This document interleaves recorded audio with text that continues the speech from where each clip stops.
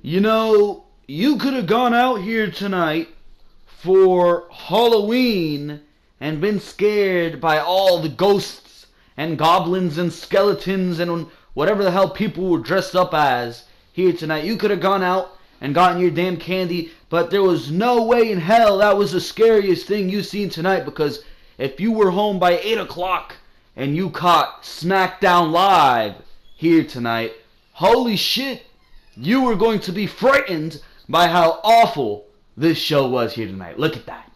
Look at that. This show was absolutely abysmal. And it seems that every single time WWE is on one of these holiday editions of a show, whether it's the July 4th edition of Monday Night Raw, or it's the fucking, whatchamacallit, the Christmas edition of Monday Night Raw or SmackDown Live, or the New Year's Eve edition, or whatever the hell it is, whenever WWE is on a holiday, it doesn't matter how minimal this holiday is, it can be National Pie Day, and WWE will feel the need to take a goddamn break. And that's exactly what this show was. It felt like a break. Nothing essential happened on this show. Nothing that you're going to be saying at the end of the day, oh my god, this was a good show. Oh my god, there was something to sit down and watch SmackDown Live for. Besides that main event, really you could have sat down here on SmackDown Live, or you could have been trick-or-treating, because you don't want to sit down here and watch SmackDown Live. You could have been out there trick-or-treating. You could have been out there at a Halloween party. You could have been out there doing whatever it is you wanted to do, and you would have done something better with your time than watch SmackDown Live here tonight. You could have sat in your bathroom taking a 2-hour shit, and you would have done something better with your time than watching SmackDown Live here tonight. You could have sat in a corner eating Halloween candy, feeling ashamed about yourself, and fat-shaming yourself in your head while you swallowed your goddamn Twix bar, right? And you would have done something better with your time here tonight than watched SmackDown Live. Because if WWE does not give a fuck about what they are putting on television here tonight and every week on their goddamn programming, I, therefore, am not going to give a shit about what I see every single week on their programming. This show was abysmal. It was abysmal. Besides that main event, this show was absolutely boring, generic, methodical garbage, and you can tell everybody on that Monday Night Raw, or SmackDown Live creative team, pretty much the same shit. They're putting on the same awful show each and every single week, so it really doesn't matter. But everybody on that SmackDown Live creative team had a crash of sugar while writing this show. Kevin Dunn was too busy munching on his wood that he went to get at his mother's house over the weekend, bruh. They did not give a fuck about writing this show. So I will not give a fuck about reviewing this show. That's what I thought about SmackDown Live here tonight. Besides that main event, there was nothing to see here. Shane McMahon came out in the opening segment, said things we already knew were going to happen. Bobby Roode, generic as ever in his matchup with Dolph Ziggler. The guy needs to go heel. It needs to happen, bro. You got the New Day dressed up like goddamn clowns. Not literally, but might as well be. You got Stranger Things on the Fashion Files with Ty Dillinger. Instead of having this guy in a United States Championship matchup, you have Ty Dillinger on the Fashion Files in a blonde wig and pink dress. Are you fucking kidding me? Are you fucking kidding me with that one? Oh my. Oh my. Whatever, bro. Whatever. This is the Ringside Wrestling YouTube channel. This is Joel Perez of the Ringside Wrestling YouTube channel, and this is your Smackdown live review for October 31st, 2017. Happy Halloween, motherfuckers. Oh my, I am not in a good mood here tonight. I mean, I went out, hung out with some friends, right? Got one piece of candy, because I ain't gonna go door to door. Trick or treat. It ain't going down like that, right? So you hang out with some friends, you come back home in time for the show, and you catch miserable television. So I feel so accomplished with my day, don't I? Absolutely fucking garbage this show was. But of course, you know what's not garbage. You know what's not a waste of your time. You know what you should be binge watching day in and day out. That is the content on the Ringside Wrestling YouTube channel. Make sure to go check out all the content on the Ringside Wrestling YouTube channel. You got Raw reviews, SmackDown reviews, pay-per-view reviews. A Raw review of which was uploaded last night after that show went off the air. Many returns on Monday Night Raw last night. And one particularly of Stephanie McMahon, the witch, the bitch, is back on Monday Night Raw. Make sure to go check that one out. You had a pay-per-view review last Sunday. You can go check that out. It is your, if I can remember, TLC. There you go. Your TLC review, AJ Styles versus Finn Balor, Kurt Angle, and the reunion of The Shield. 5-on-3 handicap match. Go check that review out for TLC. Monday Night Raw and SmackDown reviews for last week. Behind the mic each and every single week. We missed our first Behind the Mic, bro. We missed our first Behind the Mic in over 42 episodes of doing Behind the Mic. But we will be back next weekend with episode number 43. No doubt about it.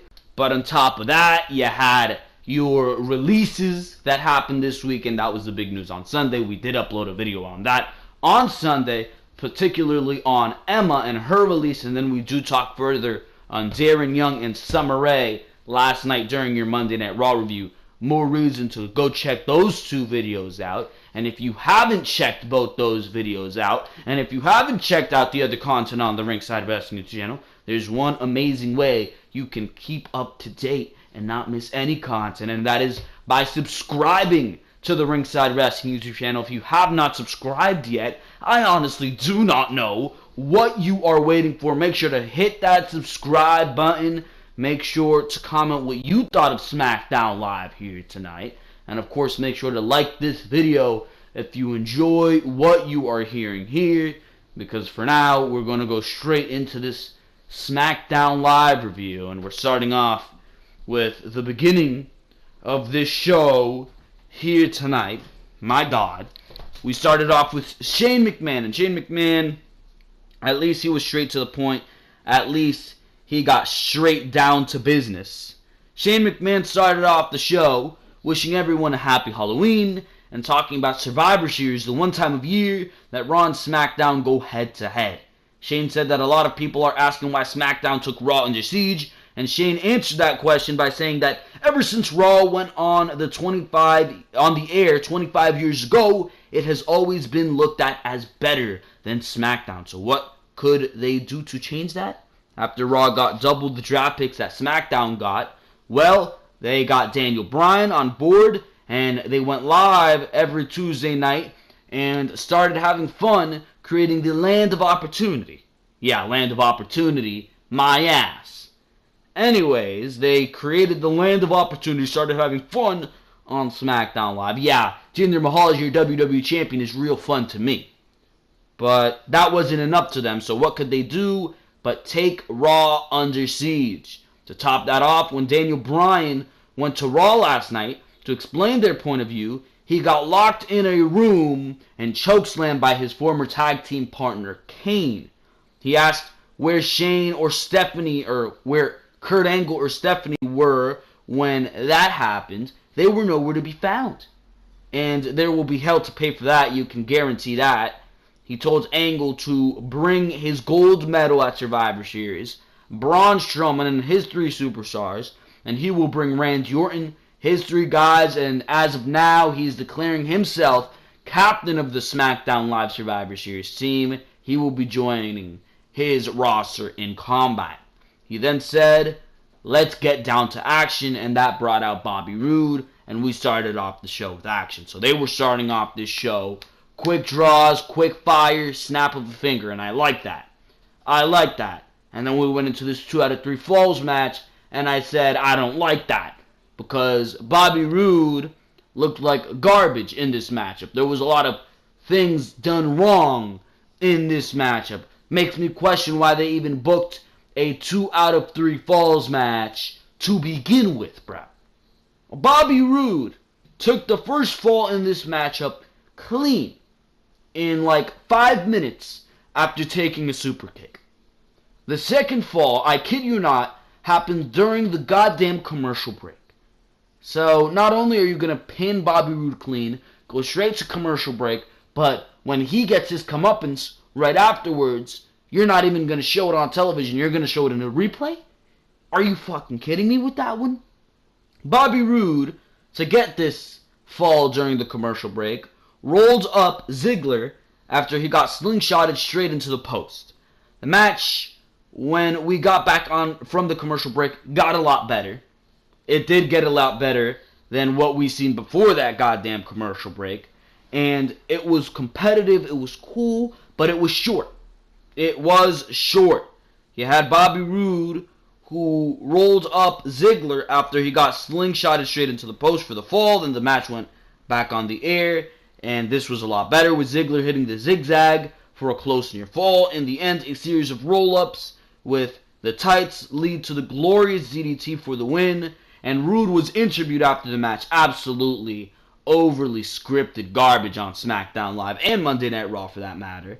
He was interviewed after the match saying that now there's 3 members of Team SmackDown, Shane McMahon, Randy Orton, and Bobby Roode, and he hopes the next 2 members of SmackDown's Survivor Series team share the same compassion, passion, and drive, because at Survivor Series, it's SmackDown up and Raw down. That sounded absolutely awful. It's like Nakamura going out there saying, sticks and stones may break my bones, but words will never hurt me.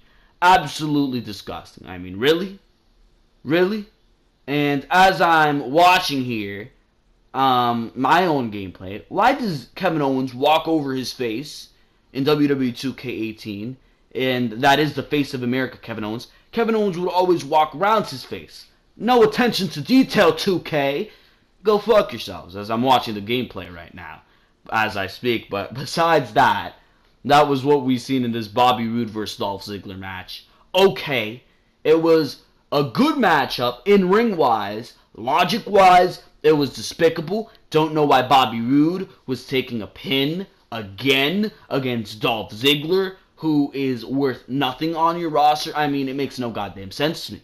Why do these 2 out of 3 falls matches always have to be so predictable? It's got to be, oh, one guy gets the first fall, the other guy gets the second fall, and the winner gets the third fall. Ha ha ha, there you go. No. Why can't you have a 2 out of 3 falls match where one guy wins the first fall and that same guy wins the second fall? He wins in dominant fashion. Why can't that be the case? Why do there always got to be a third fall? Makes no sense to me. It's a 2 out of 3 falls match. It's always 3 falls. It's predictable. Change that. My God. Back from the break, we see the New Day walking backstage. Xavier Woods is dressed as Jimmy Hart, Kofi Kingston as Brother Love, and Big E as Akeem the African Dream. They're interrupted by Rusev and Aiden English, who think Halloween is a stupid holiday for kids, and Rusev Day is better, bro. So Big E gets upset after Rusev dumps his Halloween candy out. Big E challenges Rusev to a match for tonight. So there you go. There you go. So the New Day looks like a bunch of big babies, and Rusev is in a meaningless angle with Aiden English singing for him in the background. Whatever. Team Captain Becky Lynch, and once again with the over-scripting here on SmackDown Live, did it in the New Day Rusev segment as well. Not forgetting to mention that. But team captain Becky Lynch is backstage with Charlotte, Naomi, Tamina, Lana, Carmella, and James Ellsworth. What is with every single backstage segment involving a woman needing to have every single woman on the roster? Each and every single week, there is a backstage segment on SmackDown Live where all these 5 women are in the backstage area. Like, what the fuck? Are you kidding me? Why can't they be in separate segments once in a while? It makes no goddamn sense to me. Each and every single week. It's all 5 of the women just standing there, and then the 6th woman walks in with something to say, and it just makes no goddamn sense. I mean, you're just seeing the same thing over and over and over again. Even the same visual is getting tiring. My God. Anyways, Becky is tired of hearing how SmackDown is the B brand, and last week was just a preview of what they will do to the Raw roster at Survivor Series. Becky goes on and says if any Team SmackDown member has anything to speak on, tonight is the night before they get on the same page for Survivor Series. Ellsworth starts barking like a dog, and Becky had a feeling he would have something to say, and she so scriptedly sprays him in the face with the bottle of water that is conveniently behind Becky Lynch. SmackDown Women's Champion Natalya appears and says it's too bad she can't lead them because she will be too busy defending the Raw Women's Championship against Alexa Bliss. She goes on and says every team has a weak link and it's up to Becky to find that weak link here. She taunts Flair and Naomi as potential weakest links. Natalya says Flair better not crack under pressure again because if SmackDown loses at Survivor Series, they all will blame her. Natalya walks off and Becky sprays her. So there you go. There you go. Why the hell isn't Charlotte getting a title opportunity? I mean, first of all, this is the only time we saw the women here tonight. Second of all, Charlotte has, when you did see her get her title match, she got beaten, or she beat Natalya by DQ. She never lost to Natalya. So where is her title rematch? I wonder. I mean, Charlotte didn't say anything back to Natalya this week. She didn't say anything back to Natalya last week. I mean, really, aren't you going to put this into a title match? Nobody wants to see Natalya versus Alexa Bliss. Charlotte versus Alexa Bliss would be a much more appealing matchup at Survivor Series. This is like the third matchup that makes no goddamn sense. Jinder Mahal versus Brock Lesnar. What the fuck? Baron Corbin versus The Miz. What the fuck? And Natalya versus Alexa Bliss. What the fuck? I asked myself, where do these matches come together? Who would want to see these matches? My lord, bro. And this SmackDown Women's Division needs a total refresh, bro. We've seen the same women on this roster over and over and over again in like every matchup possible, bro. I mean, Bayley and Sasha Banks could move to Monday Night Raw, or SmackDown Live, I should say, in a shakeup. And you can move Charlotte back to Raw because she's awful on SmackDown. On Raw, they actually booked her correctly, even though she was the only woman being booked correctly. Move Charlotte to SmackDown so she can get in a program with Asuka by WrestleMania time. And while you're at it, move a Becky or a Naomi over to Monday Night Raw for a change of scenery. There they could have matches with Mickie James, Alexa Bliss. The list goes on. The list goes on. Whoever the hell else is on Monday Night Raw. Nia Jax, right? They could have all those matches. But, of course, they're not thinking of this. The SmackDown Live Women's Division is absolutely revolutionary right now. My God. We move on here to Sin Cara versus Baron Corbin. Sin Cara went from not being on television for 5-6 months, however long it was, to competing for the U.S. title viably. What the fuck? Again, what the fuck? The Usos, I didn't take any notes on this matchup. Sin Cara versus Baron Corbin, before I do go on in this notes. Sin Cara was beating the shit out of Baron Corbin here tonight. Just continued to get him blow after blow, taking him over the announce table, tackling him over the announce table, and the matchup ended in a no contest. So this is going to result in a United States Championship match. And do you really think Baron Corbin is going to lose to Sin Cara? I don't think so, and I'm sure you don't think so, so let's move on here. The Usos were interviewed saying for the only time out of the year, they got the SmackDown Tag Team division on lock. Or for the only time out of the year, it's Raw vs. SmackDown at Survivor Series, and they have the entire SmackDown Tag Team division on lock. And now all they need to prove is that they're the A team and that they could fend off the B brand that Raw is. And that's when Chad Gable and Shelton Benjamin walked in, saying that at Survivor Series, the Raw champs are facing the SmackDown champs, and the Usos will not be SmackDown champions next week because they just spoke to Shane McMahon, and they have a title match next week against the Usos. They then started doing some stupid rap thing.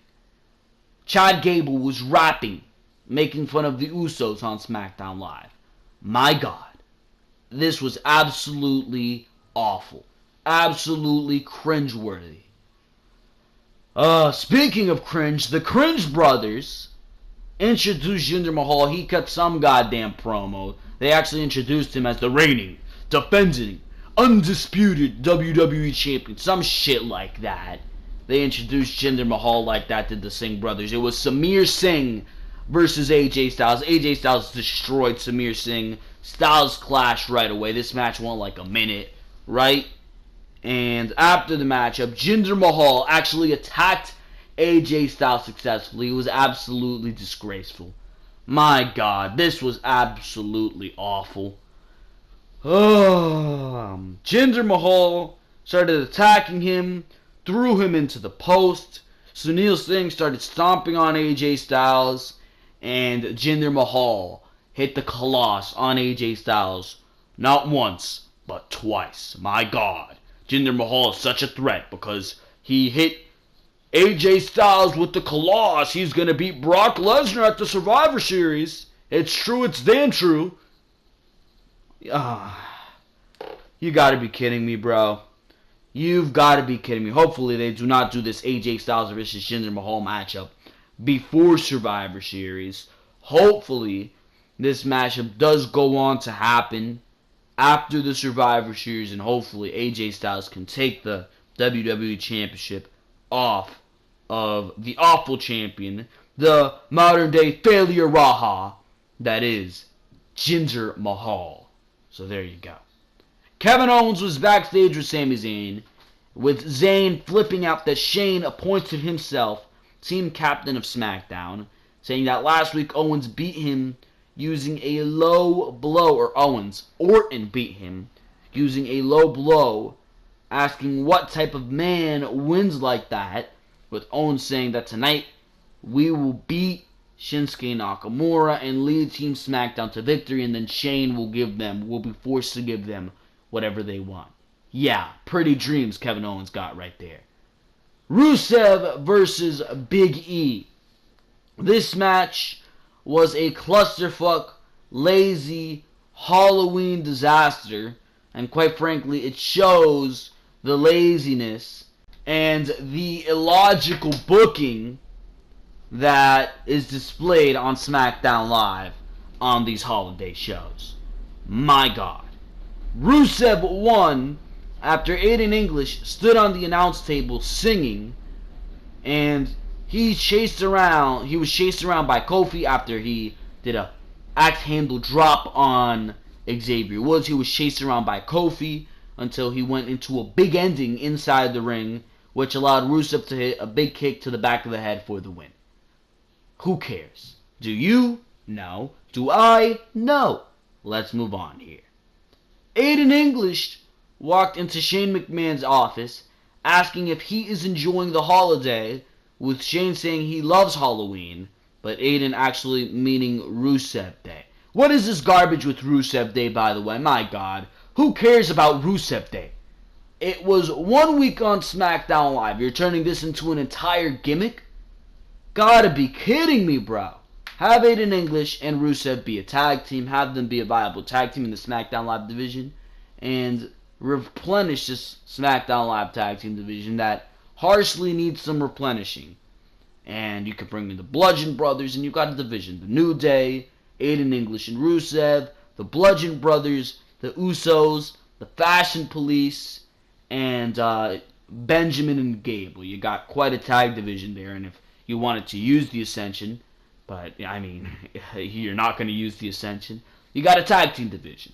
Monday Night Raw cannot say the same. They literally right now have Ambrose and Rollins. Gallows and Anderson are too busy in trick or street fights. Actually, Gallows and Anderson weren't even on Monday Night Raw last night. It was Chad Too Bad and Tex Ferguson, right? From Southpaw Regional Wrestling. Oh my God. Moving on here, a Stranger Things inspired edition of the Fashion Files. I've seen the first episode of Stranger Things, so I don't know what the hell they were talking about here. But this was Stranger Things, right? And Tyler Breeze and Fandango were on this. The Ascension was back here. Don't know what the fuck they were doing. And it appears they both got beat down after a photo of Luke Harper and Eric Rowan appeared on the wall. The walls went out, or the lights went out, if I can speak here, and Christmas lights appeared around the Bludgeon Brothers' name. And Ty Dillinger appeared. They were making some puns, right? And the bottom of their table was shaking, and they were like, "Oh my God, is this another 11?" And Ty Dillinger popped out in a blonde wig and a pink dress, and he was like, "No, I'm just a 10." Ha ha ha ha ha, right? No. My God, Ty Dillinger, instead of competing for the U.S. Championship in the position that Sin Cara is in right now, he's appearing on the Fashion Files. You gotta be kidding me. Anyways, we hear a voice say on some screen, "Let the games begin," to end the segment. So that's clearly a reference to the Saw franchise. I'm actually excited for that. I've been watching the Saw movies as of late. The new Saw movie came out. I love the Saw franchise, especially the first one. If you like any other movie in the franchise more than the first one, you really are on something, bro. But I love the Saw franchise, and if they're going to do something inspired by that, I say they go full out for it. Have Sin Cara, I just have the name on my mind, first of all, because he's on the screen. Second of all, because of the fact that we've been mentioning him so much on this show. But besides that, have Tyler Breeze, there's the name, Tyler Breeze in a legit torture scenario. Have something like that, where Tyler Breeze is in a legit torture scenario and Fandango has to save him. Make a serious episode of the Fashion Files. Do something like that. But of course not. They're not going to do anything like that. When we move on to the final segment of the show here was Kevin Owens versus Shinsuke Nakamura. This was the best part of the show, by far. This was a very, very good matchup. Nakamura and Owens had a very back and forth matchup. I was actually surprised by that. I thought this was going to be Kevin Owens in control the entire time. And then finally, Nakamura makes his comeback at the end. But it was very back and forth. You had Kevin Owens even hitting the spinning suplex off the top rope on Nakamura. Looked absolutely fantastic. Sami Zayn came in from the back. That caused a couple near falls for Nakamura, who got distracted by Sami Zayn. Couple near falls for Kevin Owens. In the end, though, Randy Orton came out after Sami Zayn had prepared the announce table. Kevin Owens signaled Sami Zayn. He's like, "Bro, set up the announce table. I'm about to put Shinsuke Nakamura through that bitch." But Randy Orton's music hits. He comes from behind. Back suplexes. Sami Zayn on that announce table. Did not break this week again. But back suplexes Zayn on the announce table, which I think they did expect to break. But it is the table, right? Ha ha ha ha ha. Anyways, that allows Nakamura to hit the spinning heel kick and follows that up with the Kinshasa. Nakamura is the fourth member of SmackDown Live. So right now we got Shane McMahon, we got Bobby Roode, Randy Orton, and Shinsuke Nakamura. Are they really going to have a whole SmackDown Survivor Series team of faces? Because next week it is Rusev, versus AJ Styles. I'm not sure if I mentioned that in the segment with Rusev. Rusev wanted an opportunity to get in that 5-on-5 Survivor Series matchup, and Shane McMahon was like, "You're gonna have to go through the phenomenal AJ Styles." So, and there was a cringeworthy part of that segment as well, where Shane McMahon started singing. It was absolutely cringeworthy, bro. It was change the channel type bullshit. Awful. This is why SmackDown Live is so goddamn atrocious. But besides that, it will be Rusev versus AJ Styles next week. You got some nice matches set up for SmackDown Live next week. You got Rusev versus AJ Styles. That's probably going to be the main event to determine the final member of SmackDown's team. You already got Braun Strowman on Raw and Kurt Angle on Raw's team. Besides that, you have nobody else on Raw. Meanwhile, next week, you're going to have the final member. But next week, AJ Styles versus Rusev, which makes no sense to me how you have AJ Styles in this program with Jinder Mahal this time just to have him be on the 5-on-5 matchup in Survivor Series. Are you kidding me? So you've been using AJ Styles as a peg to get Jinder Mahal to to Survivor Series against Brock Lesnar, where he's inevitably going to be squashed. My God. Anyways, Rusev versus AJ Styles next week. Shinsuke Nakamura is the fourth member of SmackDown Live Survivor Series team. Tonight you had Bobby Roode in there as well. So there you go. SmackDown Live here tonight. Another holiday edition of WWE television that makes you question why you weren't out celebrating the holiday and why you took the time out of your day to watch this garbage ass programming. I find myself with that very same question because this shit was garbage.